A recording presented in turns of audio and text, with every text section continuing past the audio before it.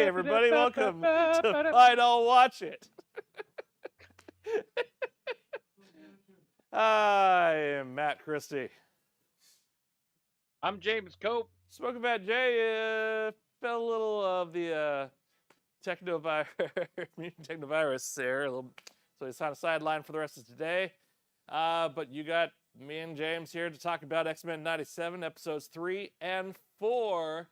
But before we get into that, please make sure you like, subscribe, ring that notification bell, and do all that social media stuff until TikTok gets taken off the American airwaves. As it should. As it should. Damn communist app. James Kopp. Yes. We've had 2 weeks worth of episodes now of Xmen 97, 4 total. What do you think about episode? Well, let's start with episode 3. What do you think about episode 3? Well, I'll just say, like, right now, 3 was probably my favorite of the episodes, even though 1 and 2 were really strong. Mm-hmm. I liked it a lot more than 4, but I would say that I think Xmen 97 is the best Disney Plus Marvel show. Like, out of all of them, this is the one I think I'm gonna, this and maybe Loki season 1 will be the things I revisit. Yeah, now episode 3 was on par with episode 2. I may give episode 2 just a slight edge because of Magneto's speeches. And it just worked better overall. But as a storyline and everything they tried to do in episode 3 and accomplished, like how many issues did they get in half an hour? It's so nuts. It's like there's so many, and I really love what they're pulling from. It's like as soon as they started, I was like, oh my God, we're doing the Executioner's song? Like, I haven't even thought about that storyline. And like, I haven't thought about some of these storylines in like a decade. So it is kind of like catching it with new eyes again, it's which is nice. Really nice. I'm really enjoying my time watching this fucking show. So for all the horror that they put into it, they kind of skimped away from her true outfit from the comics because, it's still a kids program, right? Right? We can't have the entire front side exposed of the Goblin Queen there. Yeah. I don't know. We got Magneto in his his bi-curious outfit, man, and so it's like that is the fact that they're willing to go that much detail into this. I'm a big fan. I'm a huge fan, but some of the costumes are not going to translate well, especially with this animation style. No, indeed, but you still got the Sharon Stone leg uncrossed from what is it, Basic Instinct there. Yeah. So we get nods wherever we can. But yeah, no, it was one of the better put together episodes, the most well thought out in terms of overall writing. Hey, we have this story that exists in the comics that is like 40, I think, something chapters long or something like that. And we're going to take the highlights of it, condense it down to 30 minutes, and give it all to you. But we're also going to reintroduce Mr. Sinister into this plot line, who wasn't really the main antagonist beforehand. But continue that story from the original X-Men series as well.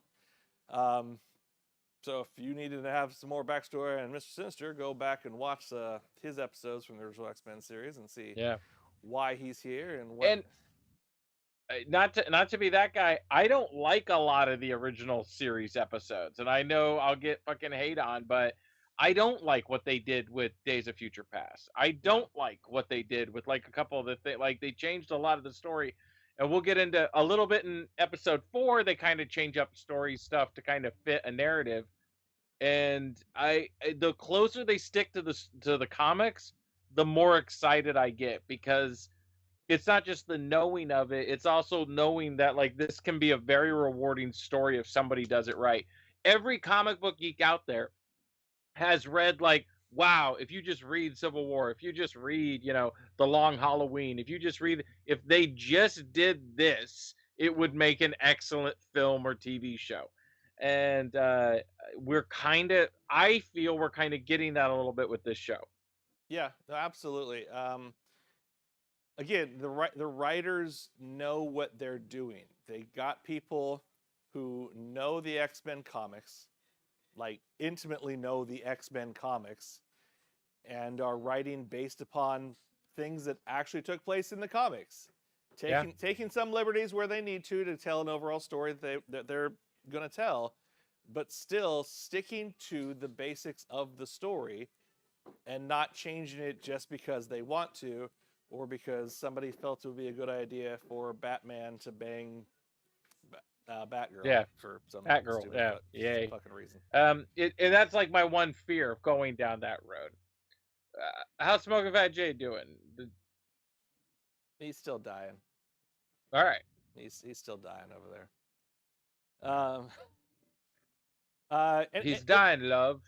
Could he be? He could be more Cajun. But he's dying, love.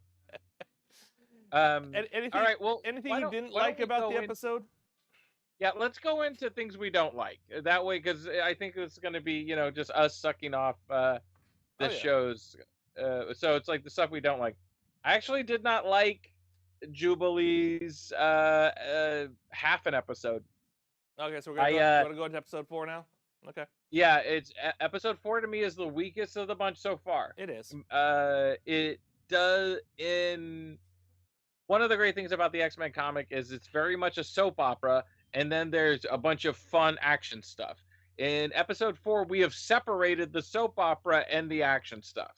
The action stuff's the first 15 minutes, the soap opera's the second 15 minutes, which I never like it when X-Men do that. I like it better when it's, kind of in the story. I want my soap opera and then for them to go fight, it's just how I feel about it. But I really didn't like the over stylization, the going with what that Jubilee episode was for me was what I was afraid the entire show was going to be. A bunch of nostalgia sort of bait stuff with not a lot of substance to it. It's like, hey, it's Mojo. He's back. Remember that? Hey, remember the arcade game? Hey, remember this? Hey, remember this? Hey, remember this? And it was just kind of like, so it worked. And I like the ending of that episode. I like her. They went full fucking Flash movie. She met herself in an alternate plane. And learn from themselves. It's like what's funny is that 15 minutes is better written than the fucking Flash, and it's the same story. It's the same fucking story, and it's better written. By the way, my wife is upset at you.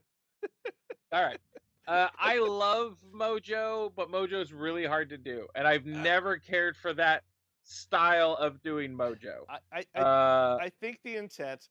I'm not trying to fully defend the episode, but half the episode. But I think the intent was that they wanted Mojo because Mojo was in the original run of the series. Yep.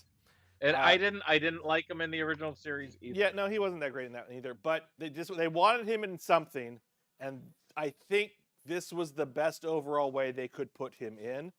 Was it great? No, but it was the best overall way they could bring him back in with everything else they seem to be doing. Yep.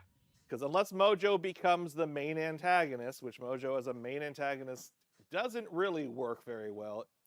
I mean, he has certain things that he can do, but yeah. But at this point, he doesn't really work as a main antagonist. So you got to take the weaker characters of the ball and put them into something.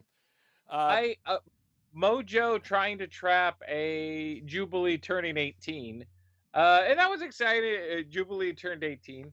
Mm-hmm. Which is like, I like that they're like aging the characters, so that was like kind of fun for that. I also like that she was our audience point of view on the initial episodes of the original show, and now she's helping the audience point of view character in this new show, so that's kind of a fun bridge for them to kind of work out. You want the full bridge on that one? Techno Jubilee was voiced by the original Jubilee voice actress. So it all came around. It all came around. I also think that this episode, or this half of the episode, was that we have all these Easter eggs we want to put in, and this is the only way we can do it. Man, and it was like I smiled, I laughed or chuckled or whatever they expected me to do when they went to the video game layout and they did the whole thing. Sure, it's like that's cool, but you got to use it well. And using that with Mojo was probably the best idea anybody had in the room. Like I Oh could yeah. see that Oh being yeah. like, hey, Mojo should have a video game, and it's the Xmen video game, and that's like, oh, that's a brilliant idea, but it just didn't quite work. And in the comic, I always took Mojo as far sinister than how he has been portrayed in these cartoons. Like I never took him as a down on his luck TV producer, like which is both voice and character. He is hosting a show, but he is terrifying. Like they draw him extra creepy and weird and ugly all the time with like the long shot shit. I think it's one of those situations where he's a character who's interesting enough to put on screen, but it is a show, or at least the original run was a show for kids. So how do you portray that type of character for Yeah. kids? You put him more into this producer type, wacky character Yeah. role and everything like that. Is it the best choice? No, but it's the best choice for that character if you want to put that character in a show like that. Yeah. It's like Bane and Batman and Robin, just Yeah. saying bomb, bomb. It's kind of like you can do different adaptations, and I'm not saying this adaptation is that gross, but this adaptation is like not how I saw Mojo at all. And if somebody was like, "Oh, we want you to write the episode," I wouldn't use any of this. I wouldn't use any of this because like there's an element of Mojo that is terrifying, No, and it's really not seen in this. no, So I no, Miranda. That version of Bane is a better version of Bane. The one from don't know. the one from Poison Ivy, or not Poison Ivy, but Harley Quinn. Where it just Yeah, goes, explosions. Like no, that's a good Bane. The Bane from Yeah. Batman and Robin is a terrible Bane. Yeah, but the thing is that this is the Mojo that I remember from the cartoon series, even though I haven't Yep. seen those episodes in so long. It's like, nope, that's exactly Yeah. the same. So, all right, cool. I just think it's funny that they chose the X-Men Apocalypse, which was the best X-Men game that released, as the game that they were portraying, even though Apocalypse isn't Yeah. in this episode. So It's like But all that it- stuff was a lot of fun. it was was like just it fun. was Yeah. Yeah. It was, and the first 3 episodes are solid, so you've earned it. Like do a bunch of just stupid, silly shit that everybody wants to see, right? So you can have like a sizzle reel of stuff, I guess. my only negative before we get into the second half of this episode from anything so far is still the 90s dialogue at certain times. It's just like, god damn. No, so Madeline Pryor giving herself her name when she said goodbye to Gene and said, just call me Madeline Pryor. It's like, wow, it's such a forced way to give your name to the audience. All the dialogue is so beautifully bad fan fiction, fucking Rule 34 goddamn soap opera writing. I love it. Like I just love everything of just like, every time somebody is like, is that what you really want, bub? Things like, oh man, it's so beautiful. It's so over the top. Scott Summers crying on his fucking pillow. So now we get into Life Death Part 1, which to me is the exact opposite of Episode 3 in terms of storytelling. Whereas Episode 3 was great condensing of the overall Madeline Pryor Goblin Queen storyline into the time frame they had. They so much fast forwarded everything in this half of the episode with Storm and Forge that it just seems like, okay, that was weird. Especially when he said he loved her. That just like, okay, that seems like it came out of nowhere. Well, I remember this kind of hookup in the comics, and when because they're the parents of Bishop eventually, right? Was that ever confirmed, or am I a crazy person? I think you're a crazy person, or at least it wasn't. I might be like I in don't the think it was confirmed 90s. to any of the First off, main- in the 90s, anytime a character came back from the future, every one of us was like, "Who boned who to make this person?" Because the X-Men is such a soap opera. That is exactly what it is. Yeah. Cable is the offspring of Cyclops and Jean Grey. It's like all the time Well, travelers are now their it's kids. like Cyclops and Madeline Pryor. Sure. Now. Um, and it's uh, Bishop was always the argument. Like people thought it might be Wolverine and Storm, but a lot of us thought it was Forge and Storm because they had this like kind of romantic thing happen in the late '80s, early '90s, and it was Yes. like it was kind of cool. Like it was, and man, I love this. I love this soap opera shit. So I was like, I could watch 15 minutes of them arguing about what life is and do they love each other, and what's right and what's wrong. Like I will eat that shit up with a spoon every day. So it was like that to me was wonderful. I like I said, my problem with it was with the forced dialogue you have for certain other things. This was so much more forced that it didn't Yep. work to me because you had no pretext without knowing any history of the characters in that instance. Yeah. Yes, Magneto and Rogue did hook up in the comics and some other storylines, which you would have to know the comics for that as well. Do you think he used the Holocaust card to get her? Wow.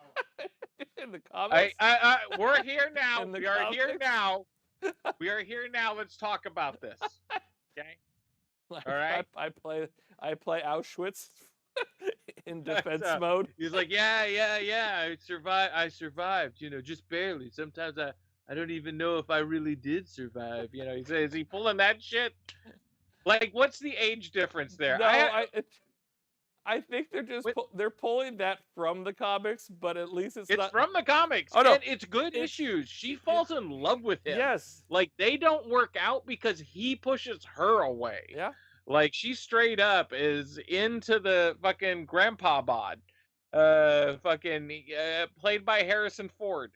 That's what this shit is. So yeah.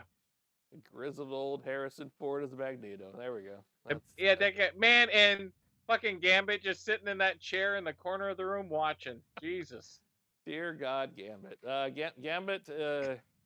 They had him do awesome things in episode 1, and then since then he's popped up on screen, and then been pushed to the sideline. Like and like literally everybody, pushed all to the sideline. conservatives are like they made him bi. Motherfucker just wants some action. Like this motherfucker, he's not bi. He's lonely. He's going to suck off Nightcrawler. Like he doesn't even know what's going on with that guy. Like, and he does not give a shit. He gave Beast a handy. Like because like no one will acknowledge his presence or use him. So my favorite part from episode 3 was that after Madeline Pryor reveals herself and everything, and Morph talks about he knows where Mr. Sinner's current lab is and everything. Magneto splits them up like this: Wolverine, Beast, and Rogue, you stay here and help with the real Jean Grey. Everyone else follow me. And who do we not see the rest of the episode? Gambit. Who was in the room when Magneto said, everyone else follow me. I'm so glad that they're giving some lines and stuff to Beast. Beast has always been one of those X-Men characters that he's the best character. He's Spock, in so many ways. And so he's such a fun character to work with. And nobody ever uses him that well. So it was great to see him used, finally for something. So. Well, he's doing the best he knows how to do, doing that science shit. Yeah. And they gave him his classic comic line, too. Oh, my stars and garters. Classic comic lines. Yeah. It's, but that's it for me as far as beefs. Like, I didn't really care for the Jubilee thing. So that's fair. It was a fun episode. It was a fun couple minutes. It was a bunch of goof, yeah. Yep. I really wanted, she was like, I turned 18, and all these dudes quit following me on Instagram all of a sudden. Well, it's 97. There's no such thing as Instagram or all that other stuff. Okay, all right. Oh, yeah, it's 97. What am 97, I talking about? Yeah. We didn't have the internets in that way back then, James. Mm-hmm. Internet on the phone? You're crazy. You're talking future talk. Bishop didn't even know about internet on the phone. Well, then let's get into the stuff we liked in episodes 3 and 4. So, good lord, everything. Yeah, like the horror stuff done beautifully in episode 3 is like they went full horror. Yep. It's like, okay, this episode somehow still managed a TV-14 rating, even though we took out that demon's head, its brain came out.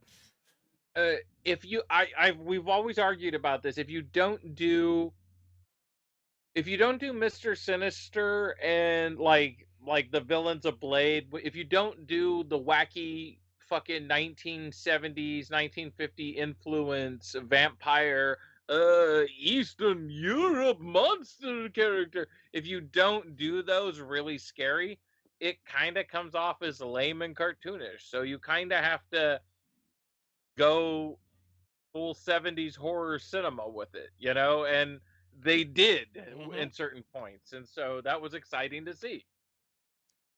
No, they went, not only did they go regular 70s horror, they went full Japanese horror. Yeah. With like a lot of things. yeah, totally. Like straight up Japanese horror. And not just with Roberto and Jubilee, just like even the Cyclops and Bishop fight against the toys in Nathan's room. It's like that's a bunch of Japanese horror stuff as well. Yeah. The creepiness of what Gambit saw with the merging of Rogue and Magneto. But no, do you think Wolverine? Now there's like 2 Jean Greys, and Wolverine still isn't fucking one of them. Do you think he just like fucking? He just goes and pouts and beats the shit out of he probably beats up hobos. Like he probably is like. There's probably a lot of stuff to work out there. Now he has a picture on both nightstands on each side of his bed. But there's 2 of the woman you're in love with, and neither of them want anything to do with you. Like Jesus, little buddy. We had another great team up move in episode 3 when Bishop tells Cyclops to hit him with his optic blast. Yeah. Like there's just a lot of cool stuff, and the whole clone thing. How would you know if you didn't know? And how scary that can be, and who do you trust and whatnot. And I love how Beast handled it. I really enjoyed the writing of that scene. I was really pulled into it. Yeah, man. Good lord. It's honestly it's probably the best thing outside of the Simpsons on Disney Plus right now. Yeah, no, I give it that. And Disney Plus made this, so they should be very proud of it, because the best episodes of The Simpsons have nothing to do with you guys. He just bent over him and put it back. Okay, Brandon. You also, I like all the nods and Easter eggs they threw into it. Like there is so much going on that if you know the comics and know the history, you're just picking up on all the little things, and it's kind of great. Well, I couldn't even believe that they were getting into the Rogue Magneto shit. Okay, Magneto survived the Holocaust, and he is in the comics when they start hooking up, she's in her 20s, he's supposed to be in his 60s at the time, but because of his power of magnetism, he ages differently. Bullshit line. I use that line too. I use that same line. Because of power of magnetism. Magneto, you're full of shit. You're like, no. My superpowers, I'm always hard, baby. Nobody's buying it, Magneto. So, but him and Rogue did and he ended it. And then, oh God, the writer, was it Chris Claremont? That it threw him in space. Yeah, Claremont, the writer, put him up there. Yeah, he put Magneto in space, and his reasoning, I saw him at a comic convention talking about this, why was he up on a space station? He said, Magneto's too fucking powerful. I got tired of him fucking being on Earth, so I put him up in a goddamn space station to get rid of him. He was very much I'm going to just get rid of this character, because it's, you can't have somebody that can control all metal. You can't stop that person. That person's a fucking god. That's how he felt, anyhow. Well, the original or X2, work that in the storyline. It's like all you need is a little bit of iron in your blood, and you're fucking can take over people or kill people or whatever you need to do with them. So. Well, it's like well, Chris Claremont went further with it. He was like, "There's metal in all rocks. Mm-hmm. There's metal in all blood. There's metal in all skin. There's metal in everything." And so he's just like, what is the range of his power? And the range of his power is depending on what plot we're writing. But if you want to go crazy with it, if Professor Xavier can hold everybody with his mind in in like a state of hypnosis, and Magneto needs to be just as strong as him because they need to be equals, then Magneto can push the whole fucking Earth into the sun. You know, it's like that he has no limit to that sort of thing, so it becomes very tricky to write for him. So yeah, it's much easier just to have him lift up some metal and make a shield, you know, which is what they do mostly. But when you start getting into like what is a character's powers and how can we use it in the storytelling of Well, it's like Superman and his strength. yeah, Superman has like near unlimited strength, but how do you both portray it and how do you wisely use it? Yeah. Comics. I think Frank Miller, when somebody asked who would win in the fight between Superman and Batman, Frank Miller said, well, Superman would fly 9 miles into the air, pick point where Batman is, blow him up with one eye, and then go home and fuck Lois Lane. Like, it was just like, it would take no time, but he was like, we would never tell that story. And if Superman is Superman, he would never fight Batman that way. Yeah. So, like, he's like, so Batman winds up winning because he's going to cheat. But Superman never would because he's a superhuman. So, yeah, it's very interesting to see them use the characters in X-Men 97 as well as they have. Yeah.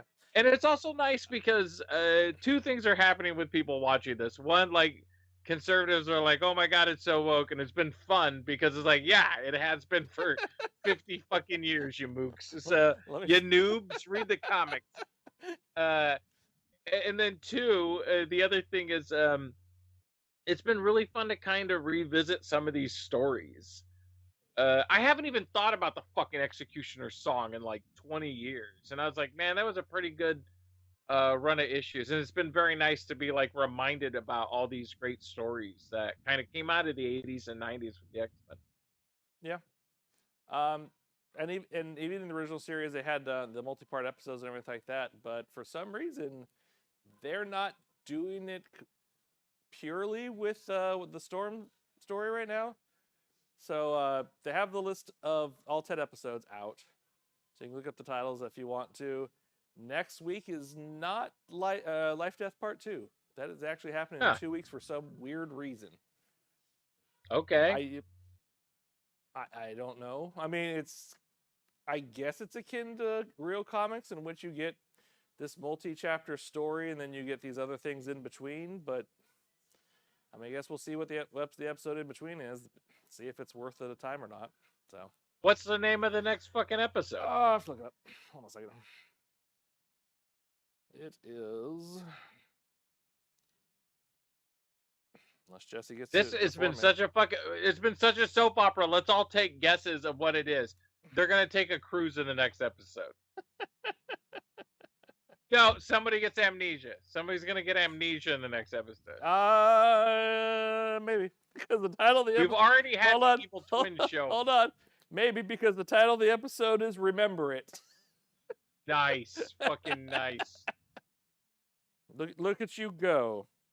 Yeah, you got to go soap opera plots here, man. That's what it's all about. Apparently, it's gonna be about Genosha's entry or attempted entry into the UN. So. Gambit oriented is what my wife said. Maybe. And internet, we look to you for the fan fiction. How should Magneto, Rogue, and Gambit work out their thoughts and feelings? So go. Okay. I don't know about that one. Yeah.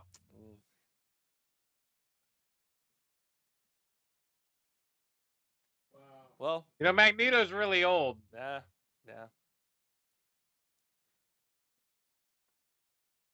Yes, he did wear a crop top in that first episode, but that doesn't always mean he's going to do it.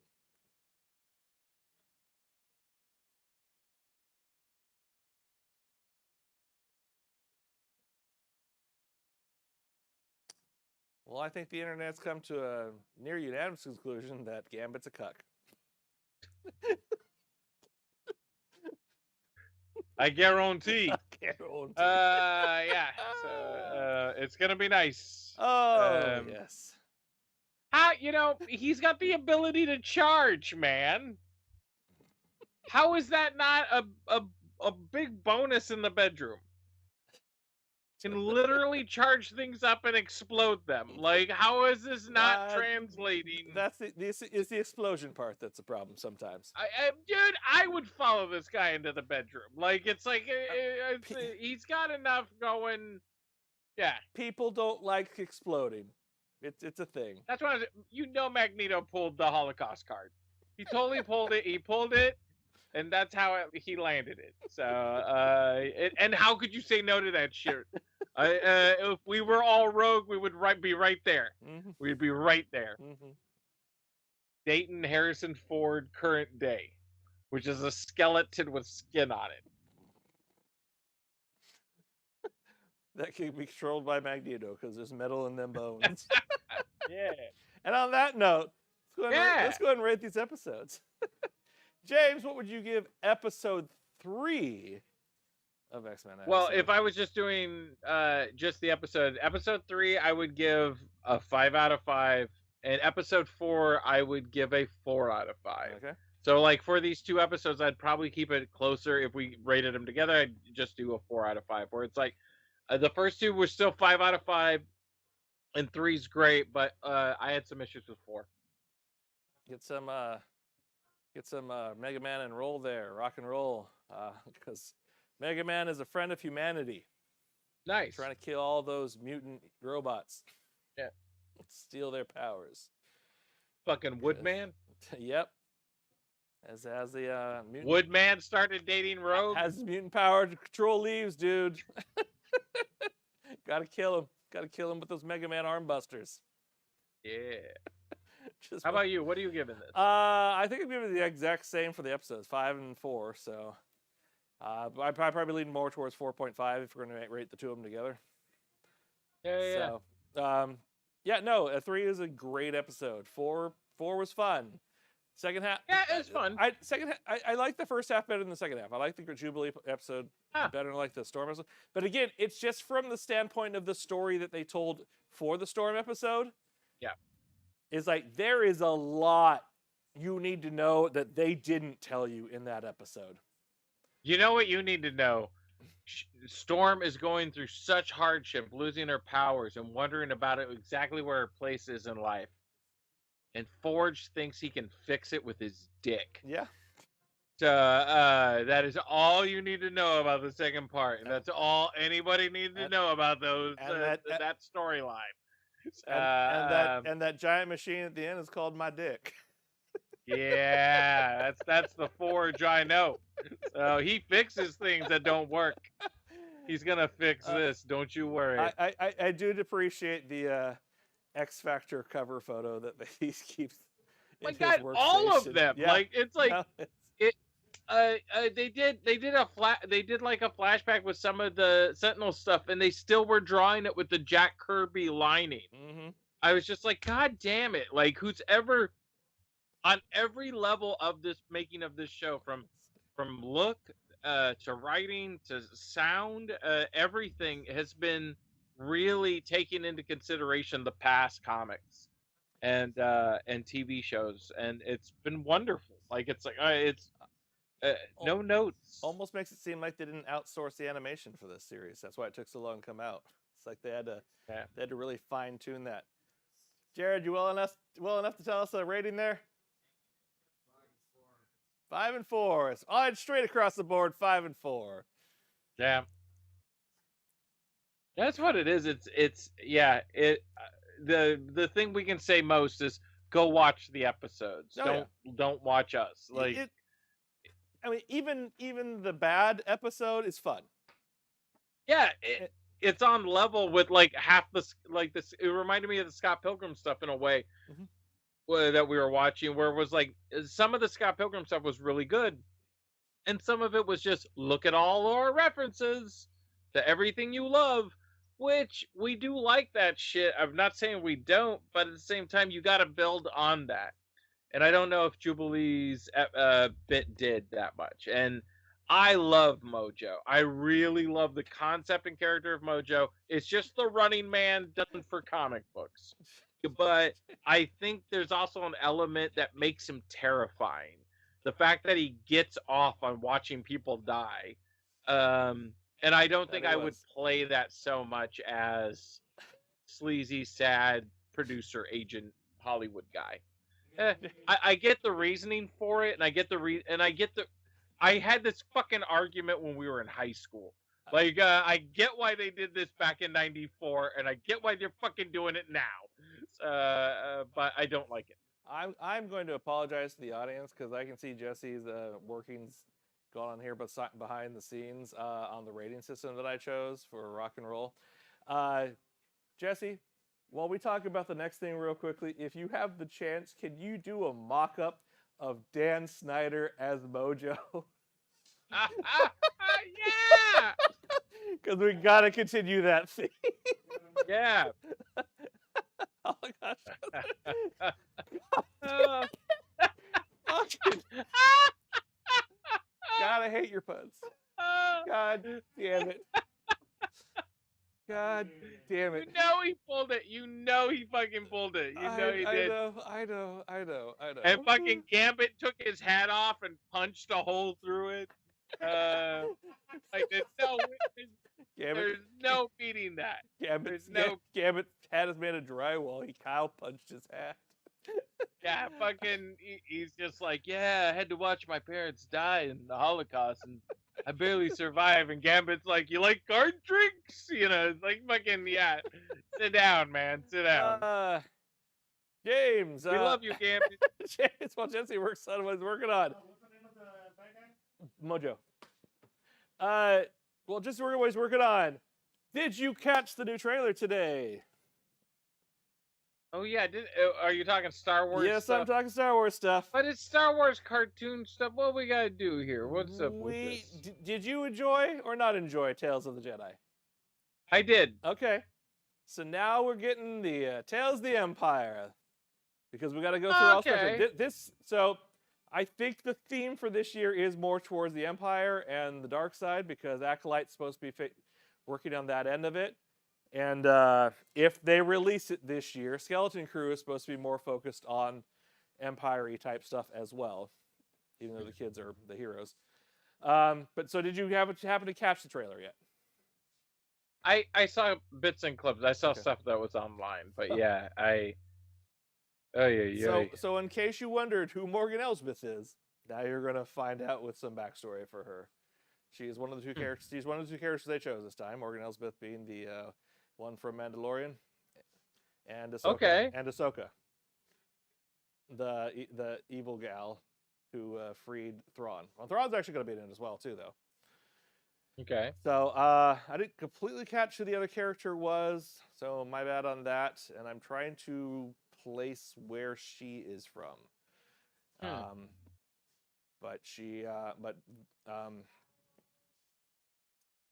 Yeah, she's another one that's trained by. She's trained by the High Inquisitor. Okay. And then Vader shows up in her storyline as well. You got all this. We're gonna watch a cartoon about little Nazi babies. Absolutely. Talking about how their family was, how they killed somebody's parents. Yeah. That's fucking. I don't hang out with the cis anymore. Those guys just do nothing but bitch. Oh, this is wrong. Oh, this is bad. Fucking grow up, you bunch of cis. But we got that coming out for May the 4th this year. Oh, that's pleasant. That is the first announcement of a show that they've made.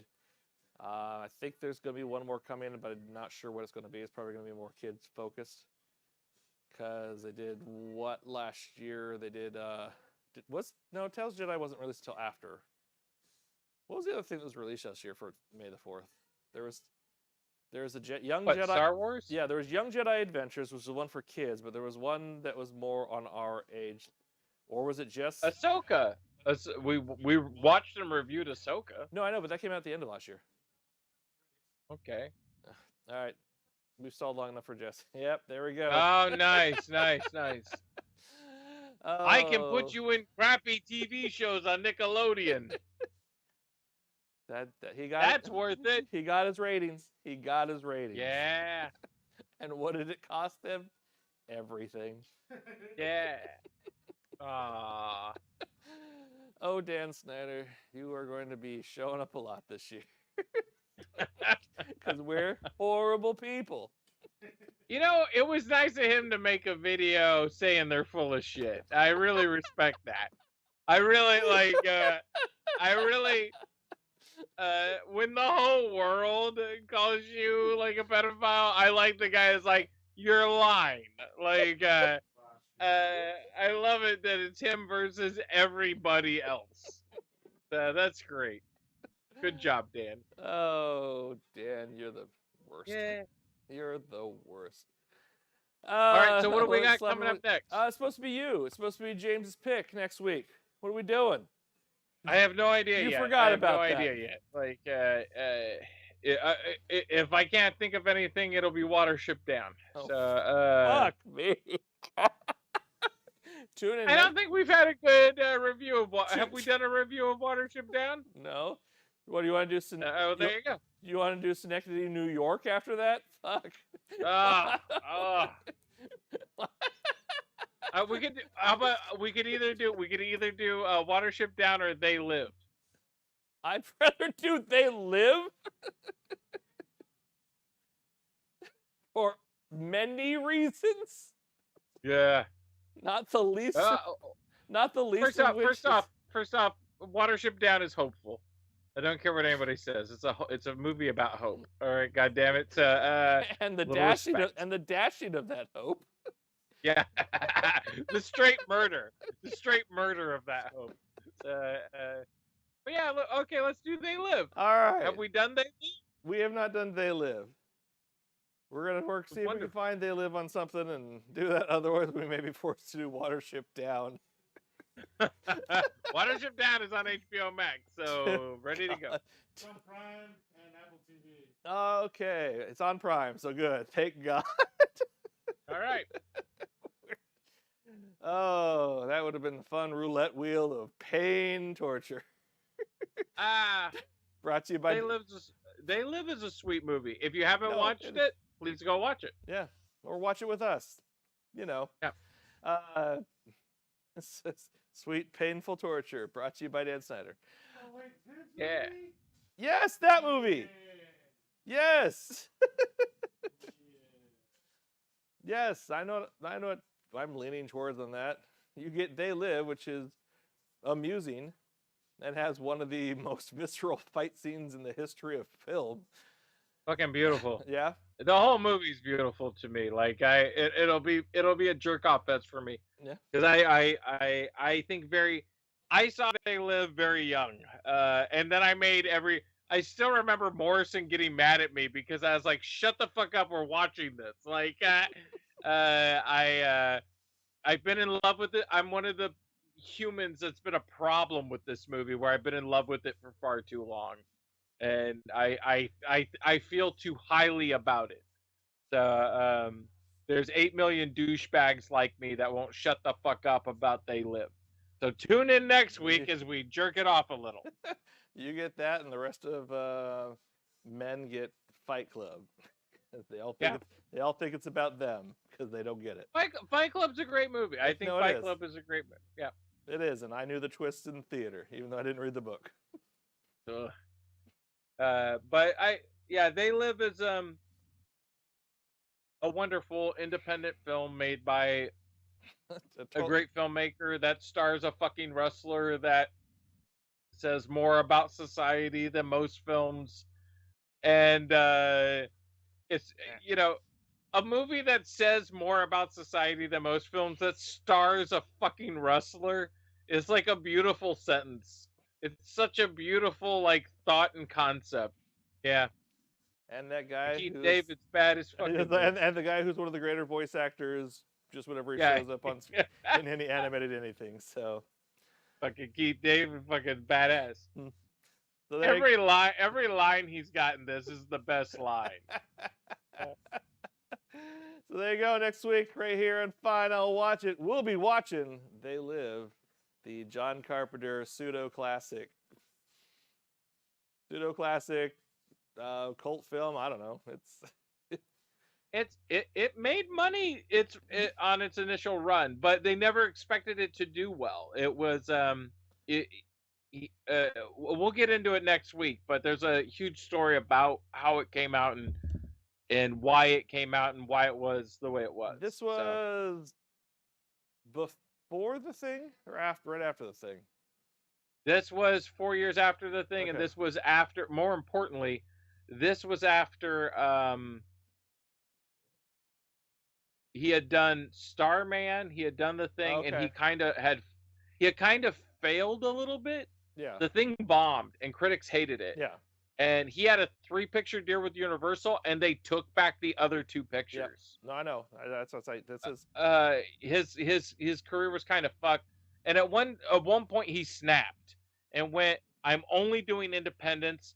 I'm only no budgets over $3 million from here on out. I'm only doing independents, and I refuse to answer to anybody in studio, like any studio head ever again." Yep. And we'll get into this next week, but a live distribution was like, "All right, fine, we'll do that." And he did 3 movies. It was Prince of Darkness, In the Mouth of Madness, and They Live. And each one of those was done for $3 million or less, and each one no one could give notes. It was John Carpenter being fucking John Carpenter. And that was his goal, was I'm just going to make what I want to make, and I don't want to hear from anybody. They Live is nuts because he wrote They Live, and he refused to take credit for the writing because he's a crazy person. It's based on a comic, but the name of the writer that's on it is a fake. It's a fake. John Carpenter wrote the script. He thought if people saw that he wrote it and directed it, they wouldn't respect him as a director, which is a crazy thought. That's a crazy person's thought. And so, yeah, I love They Live. We'll get into it next week. Indeed, we will. So, remember, ladies and gentlemen, please like, subscribe, ring that notification bell so you can get this content and that They Live content coming to you live here next week. Is that a dead man? That is a dead man hanging out back there somewhere. Gambit, is that you? Gambit's wandering around looking for Rogue. She's hearing about how hard it was during the Holocaust, pal. Until then, I am Matt Christy. James Kopp. Thank you for watching Fine, I'll Watch It. We'll see you next time. Mojo Snyder.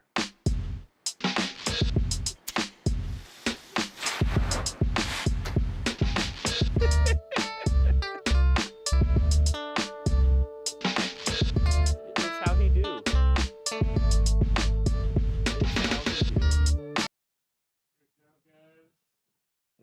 Maggie. Did you see the image that's making the rounds again? It's an old joke, but it's every Xmen storyline, and it's like aliens show up to Earth and ruin fucking Cyclops' day. People show up from the future and ruin Cyclops. It's always Scott Summers. Ruin Scott Summers' day. And it's everything leads back to Wolverine. Is one of the lines. What's funny is this is making the rounds right now on Instagram and TikTok, and that image is from like the late '90s, early 2000s. Like that's when I first saw it, when somebody first cracked that joke and wrote it out. So it's kind of funny that is still true after all these years. Yeah. Oh man, we didn't bring up what everybody else did concerning the real Jean Grey and how you knew it was the real Jean Grey. And the one that we've been seeing the entire time was a clone. Yeah. That is the Madeline Pryor clone, never fainted. Every single goddamn time she used her powers. Yeah. Oh man. Jean Grey, the most powerful telepath in the history of man, faints after using her power for 5 seconds. And if you go with the Chris Claremont stuff, he's like he believes she's God, basically, like the Yeah. most powerful thing that ever existed. And that was the whole point, was like that's why Professor Xavier kept her and cuddled her so much, Mm-hmm. was because it was like, oh shit, this kid could kill everybody. Well, Because they had a bad day, you know, and so it's like, all right, they how do you control that? they tried to do that in The Last Stand, and then The Last Stand got away from itself, and yeah.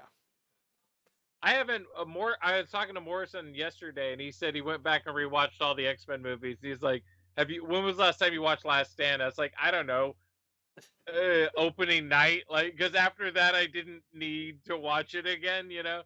And he was like, it's so bad, it's such a fucking mess. Mm-hmm. I almost want to watch that again. Yep. Yeah, it's we can do that for something. All right, I gotta go pee. All right, see ya. Adios. Bye.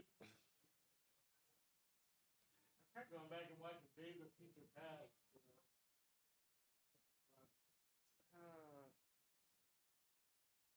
So different. It is.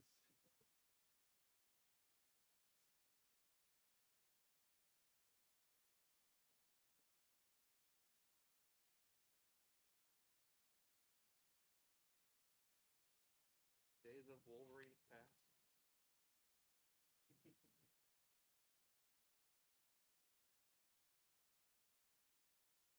Still no Something X-Men cool coming out this week? this week.